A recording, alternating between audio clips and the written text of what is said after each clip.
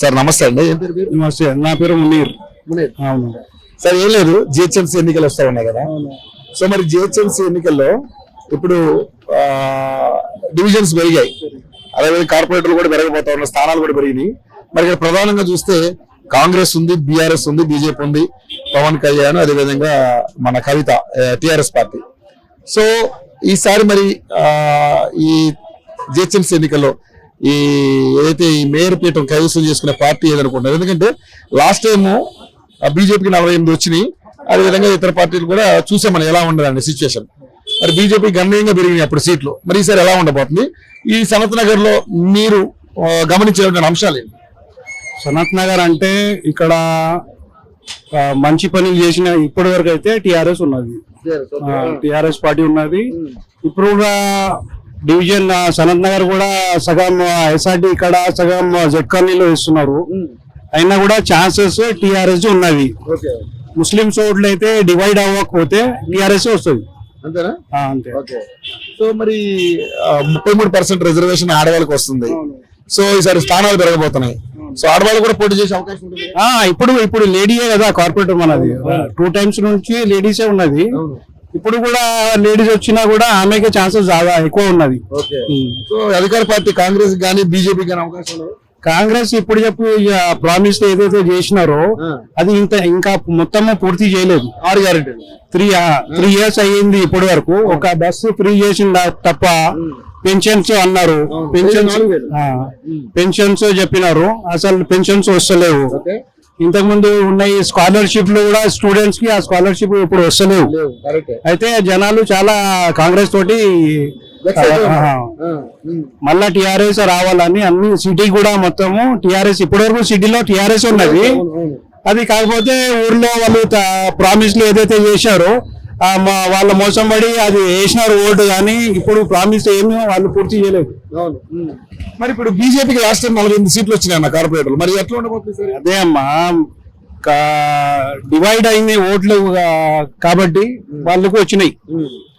బండి సంజయ్ వాళ్ళు చేసినారు, దానికి వచ్చినాయి. అయితే ఇప్పుడైతే వాళ్ళకి ఏం ఛాన్సెస్ లేవు. ఎందుకంటే అది బీజేపీ చేసిన ప్రామిస్లు కూడా పూర్తి వాళ్ళు కూడా చేయలేదు. 100 cities చెప్పినారు, 100 cities లో ఉన్నాయి సిటీస్ డెవలప్ లేవు. వర్షాలు వచ్చినాయి, రోడ్లు ఎంత జామ్ అవుతున్నాయి అన్ని చూస్తున్నారు కదా సిటీలో. అయితే సనత్ నగర్ లో మీరు చూడండి, ఎక్కడ పోయినా కూడా రోడ్లు మంచి ఉన్నాయి, ఏ ప్రాబ్లం లేదు సనత్ నగర్ లో. అయితే వర్షం సమస్య ఏం లేదు. ఇప్పుడు సమ్మర్ లో కొంచెం వాటర్ సమస్య ఉండే,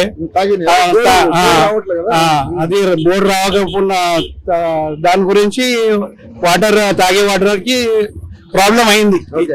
ఈసారి అయింది అది కూడా, ఇప్పటి వరకు అది కూడా లేకుండే.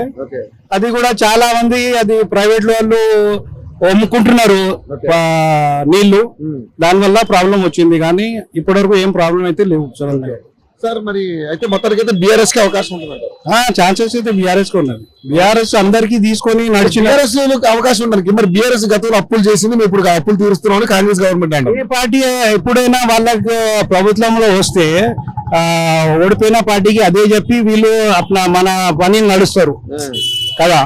ఇప్పటి వరకు అట్లనే చేసుకుంటూ వచ్చినారు, ఎవరైనా చెప్పినా అదే చేసుకుంటూ వచ్చారు. కానీ బీఆర్ఎస్ చేసిన ఈ డెవలప్మెంట్లు సిటీలో మనం చూస్తున్నాం. హైటెక్ సిటీలో జాబ్స్ కానీ, మా టిఆర్ఎస్ భవన్, అది మనది అసెంబ్లీ కానీ, అన్ని వాళ్ళు డెవలప్మెంట్ సిటీలో అయితే చేసినారు. ఊర్లో చేసింది తప్పులకి అది ఓడిపోయినారు, కానీ సిటీలో మాత్రం బీఆర్ఎస్ వస్తుంది. ఈసారి ఇక్కడ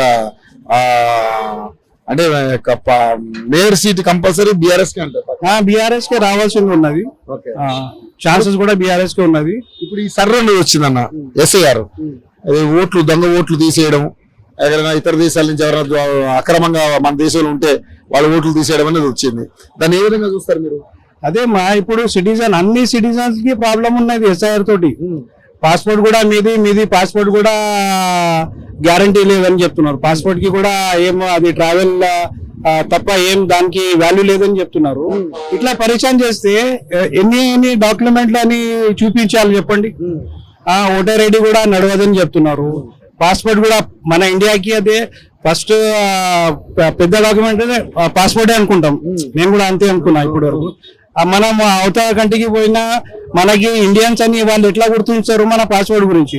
మన పాస్వర్డ్ కి మన వాల్యూ లేదని చెప్తున్నారు. జనాలంతా ప్రాబ్లమ్ లో ఉన్నారు ఇప్పుడు ఎస్ఐఆర్ గురించి. ఏదైతే డాక్యుమెంట్ చూపించాలో వాళ్ళు క్లియర్ చెప్పాలి కదా. ఇంతకు ముందు ఇప్పుడు దొరబండలో ఆయన సొసైడ్ చేసుకున్నాడు, ఎస్ఐఆర్ ఒక సొసైడ్ చేసుకున్నాడు.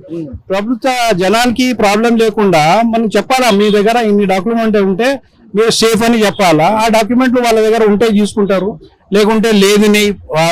ఇప్పుడు రెంట్ వాళ్ళు అయితే ఓనర్స్ అయితే ఒకటే ఇల్లులో ఉంటారమ్మా. కిరాయిదారులు అంటే చాలా ప్రాబ్లంలో ఉంటుంది. ఇక్కడ నుంచి షిఫ్టింగ్ అవుతుంది. ఆ డాక్యుమెంట్స్ వాళ్ళది, వాళ్ళ పేరెంట్స్ అంతా మన దగ్గర సెక్యూర్, మన స్టార్టింగ్ నుంచి అది లేవు మన ఇండియాలో. స్టార్టింగ్ నుంచి అది చెప్పి ఉంటే ఈ డాక్యుమెంట్ మీరు ఎట్లయినా రేషన్ కార్డు ఉన్నది, ప్రతి నెల వాళ్ళకి యూజ్ అవుతుంది. రేషన్ కార్డు రేషన్ కార్డు తీసుకురామంటే ఇమ్మీడియట్ తీసుకొస్తారు, ఎందుకంటే ఎవ్రీ నెల అది యూజ్ అవుతుంది. వేరే డాక్యుమెంట్స్ ఎవ్రీ నెల యూజ్ కావు, ఎందుకంటే వాళ్ళకి దాని మీద అంత సీరియస్నెస్ తీసుకోలేదు ఇప్పటి వరకు జనాలు. కానీ మరి దొంగ ఓట్లు వేసేవాళ్ళు కానీ ఓట్లు ఒకరికి రెండు మూడు చోట్ల ఓట్లు ఉండడం అనేది కరెక్ట్ కాదు అమ్మా. ఇప్పటి వరకు దొంగలోడు ఎప్పుడైతే ఆ దొంగలోడు చెప్పి ఎవరికి బెనిఫిట్ అయింది చెప్పండి, ఎవరికి బెనిఫిట్ అయింది? కలకత్తాలో కూడా ఎవరికి బెనిఫిట్ అయింది చెప్పండి? వెస్ట్ బెంగాల్లో ఎవరికి బెనిఫిట్ అయింది? బీజేపీ. ఏదైతే బీజేపీకి బెనిఫిట్ ఉన్నది అదే వాళ్ళకి అందరికి అదే చెప్తున్నారు. ఏదైతే వాళ్ళ దగ్గర ఇప్పుడు మా సనత్ నగర్ కూడా ఇప్పుడు 2 డివిజన్లు చేసినారు. ఈ 2 డివిజన్లు చేయడానికి చేసే దానిలో ముస్లింస్ ఓటు ఏదైతే ఒకటే సైడ్ అయితే ఆ పార్టీకి తెలిసి ఉండే. ఇప్పుడు డిఎన్ఎం కాలనీ ఉన్నది, అలాదీన్ కోటి ఉన్నది, దీనికి సపరేట్ చేసినారు. ఎందుకు చేసినారు? సగం నుంచి ఇటువైపు తీసుకున్నా, సగం నుంచి అటువైపు తీసుకుంటే అది మనకి ఏదో లాజికల్ మనకి అర్థమవుతుంది. మ్యాప్ లో చూడండి, ఫస్ట్ ఈ సైడ్ సగం చేసేసినారు, ఆ సైడ్ సగం చేసినారు. అయితే వాళ్ళకి ఏదైతే ముస్లింస్ డివైడ్ అవ్వాలా, డివైడ్ అయ్యి బీజేపీ రావాలా, వాళ్ళది మెయిన్ టార్గెట్ అదే అనుకుంటారు. సో అది మరి వర్కౌట్ అవుతుంది. ఇప్పుడు జనాలు చూసుకోవాలా, మనం ఎవరికైతే సెలెక్ట్ చేస్తున్నారో వాళ్ళు పని చేస్తారా, ఉట్టిగే ఏమంటారు ఫాల్స్ ప్రామిస్ చేసుకొని ప్రభుత్వంలో వస్తారా, మనం చూసుకోవాలా. ఇప్పుడైతే ఎవరైతే సిటీకి డెవలప్ చేసినారో, ఎవరైతే ప్రామిస్ చేసి వేరే స్టేట్స్ లో గవర్నమెంట్ ఎవరిదైతే ఉన్నది అక్కడ ఏమున్నది అది చూసుకొని మనం ఫైసలా చేయాలి, అది డిసిజన్ తీసుకోవాలి మనం. సో మొత్తానికి అయితే ఈసారి జిహెచ్ఎంసీలో బీఆర్ఎస్ అంటారు. బీఆర్ఎస్. కవిత ఏమి ఎఫెక్ట్ ఉండదండి? కవిత ఏం ఎఫెక్ట్ ఉండదు. పవన్ కళ్యాణ్ కూడా ఇక్కడ ఏమై అంత ఎఫెక్ట్ లేదు. వాళ్ళు ఫిలిం స్టార్ కాబట్టి జనాలు వాళ్ళు వస్తున్నారంటే వాళ్ళకి చూడడానికి అయితే వస్తారు, కానీ వాళ్ళకి ఇక్కడ ఏం స్కోప్ లేదు. Thank you so much.